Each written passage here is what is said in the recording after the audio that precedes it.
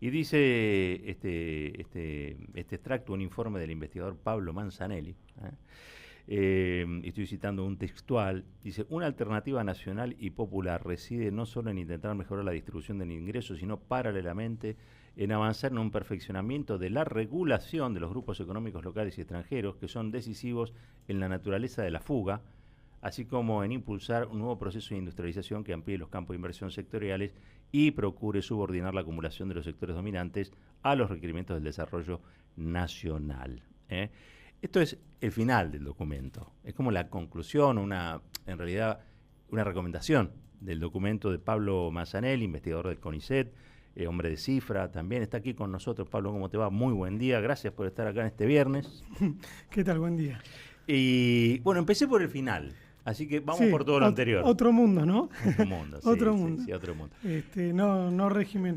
A ver, ese mundo también puede plantear un régimen de inversiones, pero sería un régimen de inversiones distinto. El actual está orientado a que las inversiones que probablemente igualmente se hagan, por ejemplo, me refiero no a las que ustedes están hablando en términos de dinero ilegal que viene sospechado de narcotráfico, lo que uno se puede imaginar, sino fundamentalmente de las inversiones energéticas. Se requiere hacer una planta de GNL. Estaba leyendo la semana pasada una entrevista que le hicieron a el CEO de Tecpetrol, Ricardo Marcus, y le preguntaban por qué es tan fundamental el régimen de incentivo a las grandes inversiones. Y él dice: mira, nos reduce la inversión de $2 el millón de BTU, que es la medida que utilizan, perdón, de 4 millones, de $4 por millón de BTU, el costo de inversión de la planta, a $2, es decir, a la mitad. Uh-huh. Es un montón. Es un montón, es un régimen que exagera en términos de los incentivos, propone una estabilidad fiscal, cambiaria por 30 años, reduce la alícuota del impuesto a la ganancia de 35 a 25, elimina los derechos de importación, es un conjunto de libre disponibilidad de divisas, un conjunto de elementos que podrían estar bien orientados si uno los orienta en términos de la inversión industrial que Argentina requiere, esa que probablemente no se haría en el marco de las circunstancias internacionales que estamos viviendo, y no en una en la que está garantizado los niveles de rentabilidad elevados y hasta extraordinarios en el marco de vaca muerta y todo eso. Entonces digo, pensar una estrategia de desarrollo desde el punto de vista nacional y popular tiene que ver obviamente con lo que es la bandera principal, la distribución del ingreso. Pero la distribución del ingreso en una economía como la actual, economías abiertas, muy globalizadas, internacionalizadas, requiere de que el Estado haga una intervención muy fuerte para promover la política industrial, para abrir campos de inversión en la industria, por un lado, y por otro lado para regular la fuga. Y no para regular la fuga de aquellos que son víctimas de las crisis y de la dolarización de la economía, como son los ahorristas de ingresos medios que tienen que frente al proceso inflacionario quieren sostener sus ahorros. Cuidar sus ahorros con algunos dólares, digamos. Exacto. Un canuto. Lo cual es un consumo postergado muchas veces, sino a los que la impulsan. E históricamente en Argentina lo que la han impulsado y han generado una estrategia de desarrollo sustentada en la valorización financiera que tiene la fuga de capitales, uno de sus vehículos para consolidar las ganancias. Ese es el modo, el último paso del negocio, por así decirlo. Bueno, son los grandes grupos económicos y los sectores dominantes. Los héroes. Los héroes de Milei. Los héroes de Milei, ¿no? Los jugadores. Ahora, los héroes de Milei no fueron héroes en términos de fuga de capitales a lo largo de la historia sin ningún matiz. Y esto me parece importante porque las discusiones que plantea Milei son ahistóricas. Es plantear que lo fiscal y el Estado distribucionista, populista, etcétera, es el que generan los grandes problemas de la economía argentina. A ver. Sí. No, que ahí te quiero preguntar algo porque me parece que es central como dicotomía, digamos. Hay dos modelos de país que están mirando distintas cosas, ¿no? Vos recién estás haciendo eje en lo que dice Milei, tema de déficit fiscal. La alegría, la felicidad del pueblo se construye con déficit fiscal cero, ¿no? Y para eso hay recorte de gasto o lo que ellos llaman gasto, ¿no? Y por el otro lado, vos estás haciendo eje o mirando lo que es, si yo entiendo bien, o entendí o leí bien el documento, en la fuga de divisas, es decir, en una especie de extractivismo de dinero de la economía argentina. Exactamente. Sí, históricamente uno puede diferenciar dos grandes visiones en la economía para explicar los grandes problemas que tiene Argentina, para que se le interrumpa el crecimiento, los procesos inflacionarios, el tipo de cambio, etcétera, que es la visión fiscalista, la visión ortodoxa, que plantea que esto es un tema de que el Estado gasta más de lo que le ingresa, que este es el cuentito de Milei, ¿no? De que eso hay que financiarlo monetariamente, eso provoca inflación y todos los problemas derivados de eso. Ahora, la otra visión, históricamente, reposó en lo que fue el estructuralismo latinoamericano, que planteaba en los años 60, 70, es decir, en la segunda etapa de la sustitución de importaciones, que los problemas de la economía argentina están derivados de la restricción externa, es decir, de la escasez de dólares. Sí. Y apuntaban a un escenario en el cual Argentina tenía una estructura productiva desequilibrada, donde el que exportaba, porque era competitivo, era el sector agropecuario, pero el que crecía y era dinámico en la economía era el industrial, que demandaba importaciones y que no alcanzaba las exportaciones agropecuarias para cubrirlo. Bueno, esto cambió, eso fue así. Yo obviamente me apoyo en esa visión para pensar la segunda sustitución de importaciones, donde todas las crisis estuvieron acompañadas de un déficit en la balanza comercial. ¿Sí? Esto es un hecho sobre el cual después uno puede discutir, ¿no? Ahora, posteriormente a 1976, donde se instaura un nuevo patrón de acumulación de valorización financiera, las crisis, que son muchas más que antes, entre 1976 y 2023 tuvimos 20 crisis. 20 crisis. Sobrevivimos. 20 contracciones del Producto Bruto. Solo en 4 ocasiones hubo déficit de la balanza comercial. ¿Sí? Ajá. Y en 16 hubo superávit. ¿Y entonces el nuevo problema cuál es? Por lo tanto, el nuevo problema de la restricción externa, porque no digo que es fiscal, el nuevo problema de la restricción externa es la fuga de capitales. Miren, si miramos el proceso de endeudamiento y de fuga de capitales, ¿no? Cristina hablaba en su documento de la crisis de la deuda, ¿no? Ahora, debería ser de la crisis de la deuda y de la fuga, en realidad, para completar esa hipótesis.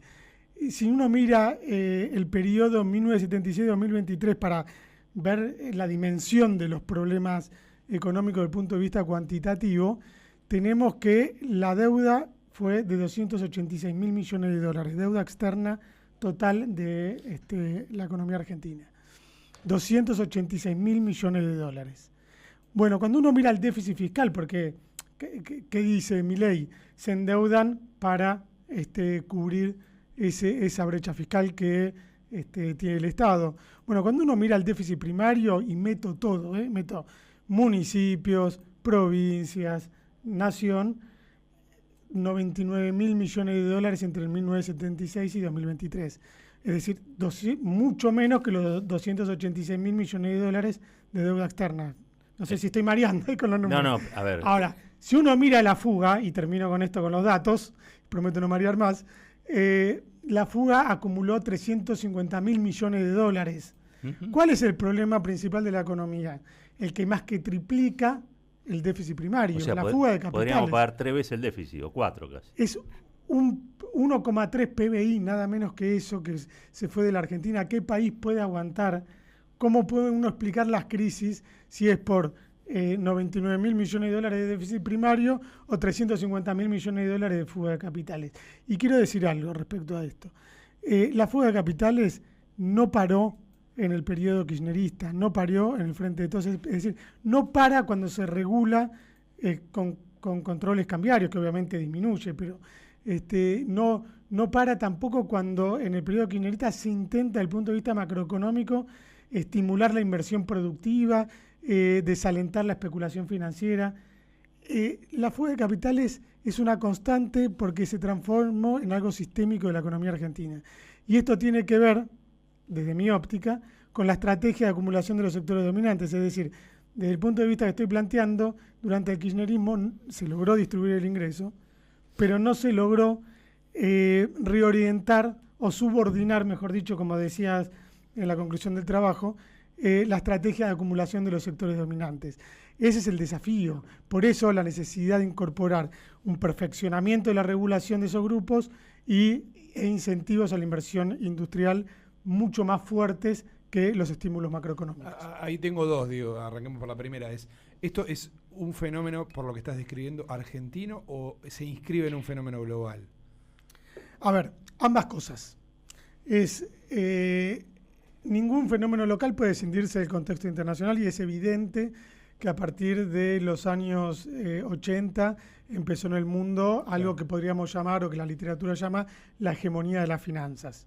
Efectivamente, las economías son más abiertas, la movilidad de capital es muy fuerte y por lo tanto los problemas de salida de capitales son un fenómeno mundial y no solo local. Ahora, las causas internacionales, siempre me gusta esta frase, actúan por intermedio de las causas nacionales y por eso no son iguales en cada país. Digo, así como Argentina fue el principal alumno del neoliberalismo en la década del 90, bueno, desde el punto de vista de la valorización financiera uno podría decir lo mismo. Y la especificidad histórica de Argentina, para salir de algunas acusaciones que a veces se hacen sobre esta visión de que pensamos que los empresarios tienen un gen cultural distinto o algo así, yo no quiero plantear nada de eso. No, es distinto. Acá ocurre un hecho histórico muy significativo, que es la necesidad de interrumpir la industrialización sustitutiva de importaciones en el marco de la estrategia de los sectores dominantes. Entonces, si yo me remonto a ese momento de la historia, tenemos que pensar en dos dimensiones. La primera es, la industrialización se había agotado y por eso cambió el modelo a la valorización financiera, y yo, desde mi óptica, te voy a decir, no, eso no ocurrió. De hecho, cuando se interrumpe la industrialización sustitutiva en Argentina, se hizo en su apogeo. La industrialización había permitido avanzar en las exportaciones, incluso de maquinaria y equipo eran las más dinámicas. Argentina exportaba bienes de capital al mundo, hoy estamos lejos de eso. Bueno, también obviamente una parte del endeudamiento para financiar el capital de trabajo también permitía, ¿qué permitía? Sortear el principal escollo que tenía la economía argentina en ese momento, que habíamos dicho que era la restricción externa. Claro. Es decir, Argentina había aprendido a crecer desde el punto de vista de su industria sin generar crisis por balanza de pagos, por falta de dólares. Y eso ocurrió entre el 64 y el 74. Hasta ahora, el golpe. O el golpe, eso que cambia las cosas. Claro, digo hasta el 74 porque después está la crisis del Rodrigazo y viene el golpe. Entonces digo, primer punto, no estaba agotado. Segundo punto, ¿qué era lo que estaban mirando los sectores dominantes? Y esto me remite a la historia, a pensar cuál fue la estrategia que tuvieron los sectores dominantes para doblegar a los gobiernos nacionales y populares, porque esta es la lucha histórica en Argentina. No podemos escindir la economía de su historia. Entonces digo, bueno, ¿cuál era el partido político? En ese momento no había un partido político, pero el partido era el partido militar, efectivamente las Fuerzas Armadas. Y ahí había internas, como las hay en todos los sectores, y permanentemente. Ahora, ¿cuál era la interna en ese momento? Se expresaba en lo que se llamaban los azules y los colorados, ¿no? Los colorados eran los extremistas que planteaban hay que aniquilar al peronismo, ¿sí? Es la expresión del comunismo, la guerra fría interna, etc. Los azules eran los que planteaban que había que cooptarlo, que había que fracturar al peronismo, cooptar a su base dirigente. Mariano Grondona. Comunicado 150, Mariano Grondona. Ahí vamos. Era de los azules. Bueno, los azules fueron dominantes ¿hasta qué momento? Hasta el momento en el que se ven derrotados con el retorno de los gobiernos nacionales y populares en 1973 y ven una oportunidad con la muerte de Perón. ahí avanza un cambio de estrategia hacia los colorados y eso es la dictadura militar del 76. Ahora, ¿con qué objetivo? Con reestructurar la economía argentina. Con dos objetivos, o sea, reestructurar la economía argentina. Por un lado, con el objetivo que es el mismo que en la actualidad, de generar una nueva matriz distributiva en Argentina, donde el salario tenga un lugar muy inferior sobre las ganancias desde el punto de vista de la distribución del ingreso, y por otro lado, a partir de erosionar las bases estructurales que permiten la consolidación de fuerza política de los sectores populares, que es la industria. Y esa reestructuración económica, es decir, antes los azules planteaban la expansión económica para derrotar al peronismo, porque era funcional a sus objetivos.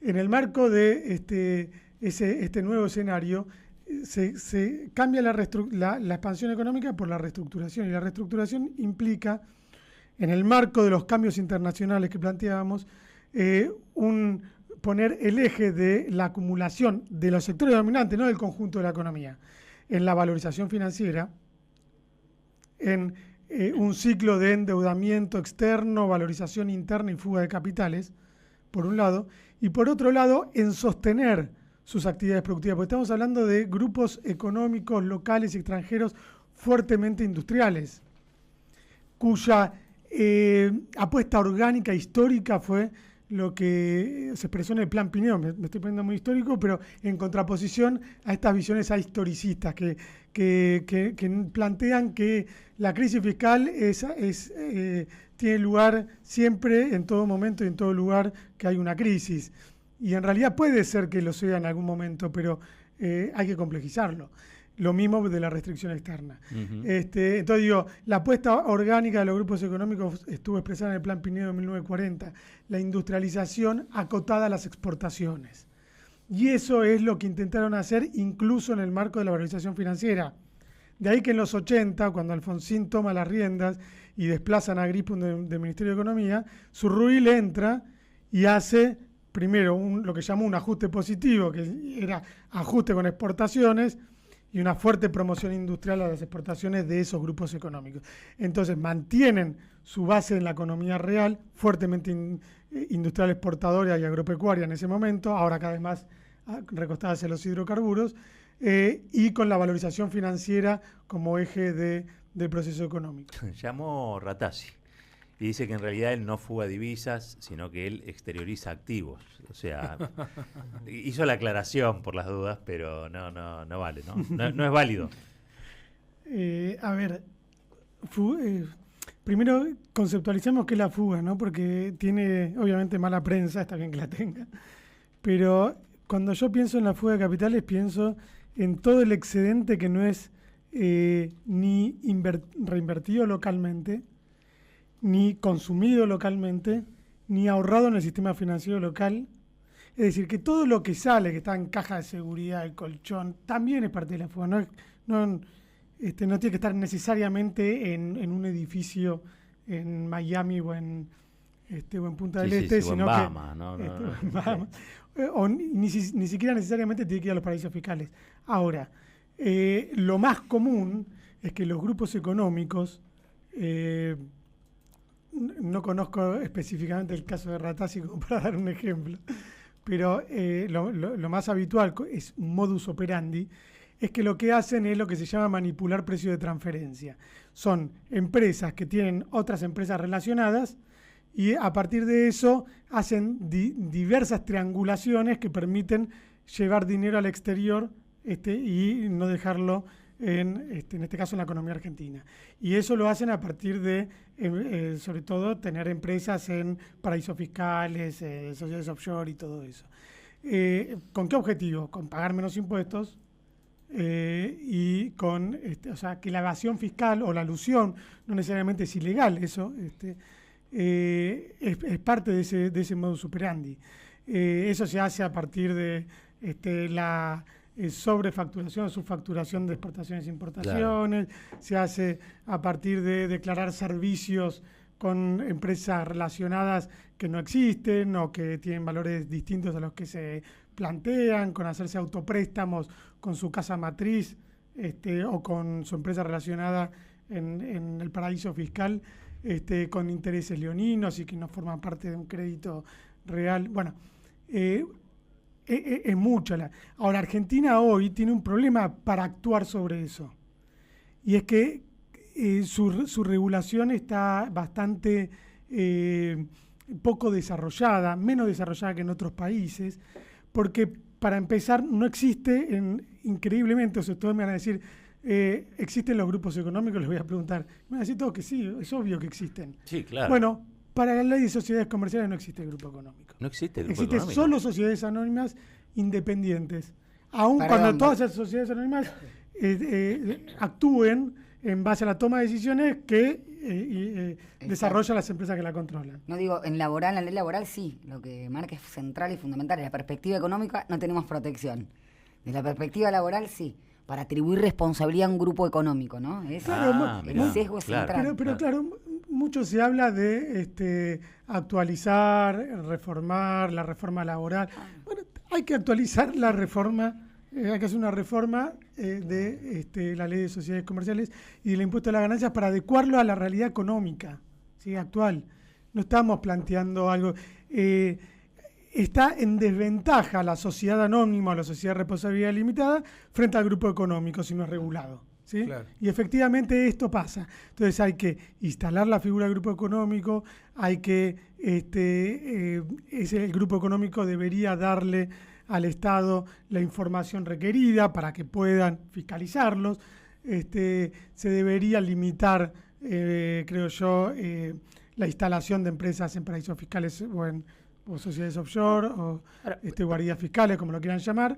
Y habría que regular eso también en el impuesto a las ganancias. Pues lo que el grupo económico debería pagar como grupo económico, no por cada una de las empresas, porque hoy el impuesto a las ganancias tiene escalas. Entonces, el grupo económico debería pagar todas sus empresas en la escala máxima. Claro. Sí. Es muy interesante. A ver, de todos modos, digo, por un Estado que no hace estas cosas hoy, o que no hizo, ni siquiera durante el gobierno del Frente de Todos, no hizo estas cosas, Milei dice que es una organización criminal, que los jugadores son héroes. Imagínate un Estado que sí le quiera poner el cascabel al gato. Quiero decir, un Estado que avance, un Estado fuerte, que diga, bueno, a partir de ahora toda esta sociedad de que ustedes dicen que son un archipiélago, no, es todo lo mismo, es un grupo, le vamos a cobrar tales impuestos, vamos a evitar la fuga con estas regulaciones, ¿no? Porque a fin de cuentas entiendo que es la manera de regular la fuga, de evitar la fuga, es regular. No hay manera, digamos, de convencerlos, de seducirlos para que no fuguen. Sí, yo planteo dos cosas. Por un lado hay que regularlo, porque ese es poner... A ver, el cepo cambiario, que fue la forma o control de cambios, como se llama en economía, ¿no? Pero mediáticamente cepo, se instaló de esa manera, ya hemos perdido la batalla cultural en ese sentido. Es un tapón. Bueno, es un tapón general, que genera obviamente malestar en buenos segmentos de la sociedad que no están aprovechando la situación como los grupos económicos. Entonces, perfeccionar la regulación me parece que es un paso fundamental. Perfeccionar la regulación. Bien. Después, por otro lado, me parece que hay que generar la apertura de campos de inversión. Este es el problema que tiene Milei. Milei piensa en otro marco teórico. Por eso les dice héroes. ¿Por qué le dice héroes?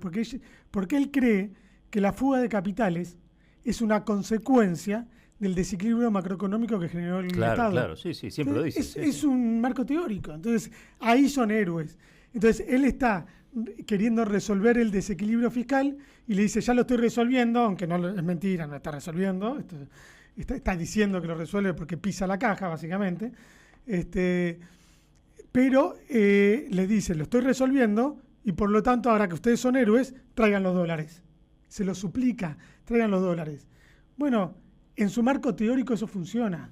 Ahora, si el problema no es fiscal como estamos planteando acá, si el problema es de fuga de capitales por una estrategia de acumulación, el problema es mucho más estructural. Entonces, en lo que hay que actuar es en intentar subordinar que la estrategia de los negocios de ellos no esté en la valorización financiera, que esté en la inversión productiva en la economía argentina, lo cual, lo que estoy diciendo obviamente implica una hegemonía y un proceso histórico político de lucha muy Pablo, grande, y que no es algo que se hace primero, con una reforma judicial. Pero primero se tiene que convencer la política de esto. Por supuesto. Primero se tiene que convencer la política de que esto es posible, primero de que es necesario, segundo de que es posible y que los costos que haya que pagar hay que pagarlos, porque yo entiendo que a veces, viste, la política mira de roja a ver qué pasa cuando hace estas cosas, ¿no? El ejemplo de Cristina. Cristina, los castigos que ha recibido tienen que ver, me parece a mí, con haber sido muy audaz, mucho más atrevida en el disciplinamiento de los grupos que otros políticos, ¿no? O sea, tiene costos tratar de disciplinar a los dueños de la economía. Sí, y durante buena parte del gobierno del Frente de Todos, Cristina, en las charlas que dio, en las apariciones públicas, habló de esto, de la restricción externa y de la fuga.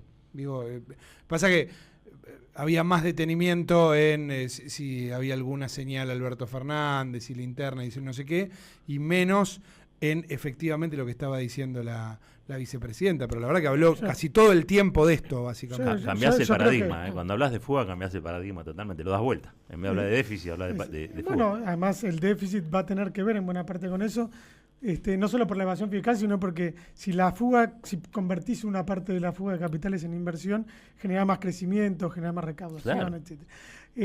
Yo creo que es cierto, lo dice Marcos. Cristina hizo un esfuerzo muy grande en su documento de plantear una visión contrapuesta a la visión fiscalista de las crisis, ¿no? Y plantear esto de la crisis y la deuda, poner el tema de la fuga de capitales. Yo creo que había que hacerlo con más énfasis, pero lo pone efectivamente. Sí, sí. Y en eso, por eso lo que hablábamos antes, no solo discute con los fiscalistas, discute con los neodesarrollistas, para poner de alguna manera a lo que fue el gobierno anterior. Y que no ven esto como un problema. También, para ellos la fuga de capitales va a ser una consecuencia en su marco teórico de los desequilibrios macroeconómicos, por un lado fiscal, por el otro lado de importaciones en términos de dólares, porque no jerarquizan, no es que no ven el tema de las fugas, pero lo ven como una consecuencia. Claro. Entonces, bueno, acá me parece, en este momento que yo creo que es el momento de dar la discusión política, porque estamos transitando primero, después de una derrota, un gobierno que está hundiendo la economía argentina, que está llevando adelante sus políticas, él creerá con éxito, yo creo que con escaso éxito en el corto y mediano plazo. Entonces es un momento de no dar discusiones sobre la internacional, dar esta discusión política de fondo. ¿Cuál es para nosotros el diagnóstico? Ellos lo tienen clarísimo, porque lo dicen así y lo han dicho así en cada momento de la historia argentina donde hubo crisis, y el cuentito es el mismo. Podrá ser un poco más drástico en el caso de Milei, menos drástico, nunca hubiera dicho esto hace algunos años, en el PRO y en Macri. Pero me refiero a que hasta ellos tienen sus matices. Claro. Pablo, ahora, a ver si entendí bien, hablando de marcos teóricos, ¿no? Porque, por ejemplo, nosotros tuvimos en el gobierno de Alberto Fernández un sector, yo así en broma decía Culfa, qué sé yo, pero Guzmán, había un intento de teoría del derrame propia, decir, bueno, si bajamos los salarios, producimos más, evitamos también que se vayan, ¿no? Que es una manera de atraerlos nuevamente, mano de obra barata, ¿para qué te vas a ir otro? La ponés y la invertís, ¿no? Porque esos marcos teóricos habilitan políticas, y me parece que nosotros lo tuvimos adentro, incluso del gobierno de Frente de Todos esto. Sí, por eso, en ese marco teórico, mejorar la distribución del ingreso implicaba que se fugaran. El estrangulamiento externo vía importaciones, ¿no? Ahora tuvimos, paradójicamente, no tuvimos distribución del ingreso y tuvimos una presión muy fuerte, enorme, de las importaciones de bienes intermedios, que presionaron efectivamente los dólares, además de una fuga importante también, no por la vía de lo que se conoce habitualmente como la formación de activos externos, pero porque estaban los controles cambiarios, pero la fuga de capitales se sostiene del mismo modo. Cuando uno mira otros métodos de estimación, como es el método, el que recomienda el Banco Mundial, el método residual de la balanza de pago, que es el que se estima en el documento que de la punta del ovillo. Bueno, ahí se ve que la fuga de capitales se sostiene aún con esos controles en el mercado único y libre de cambio. Pablo, te quiero agradecer muchísimo que te hayas molestado para venir hasta acá, viernes lluvioso, pero bueno, muy, muy valioso el documento, lo recomiendo. Está allí un extracto al menos, por supuesto está el link, pueden ir a verlo en su totalidad, pero el extracto está en el portal de la M530, así que bueno, pueden seguir profundizando sobre el tema. Entiendo que esto va a cobrar cada vez más vuelo, este tema, entre otras cosas, porque estamos en una encerrona, con lo cual hay que generar algún tipo de pensamiento que pueda salir por arriba de todo este gran problema, ¿no? Que estamos atravesando, de esta última gran crisis. Así que bueno, te agradezco mucho la presencia. Gracias a ustedes.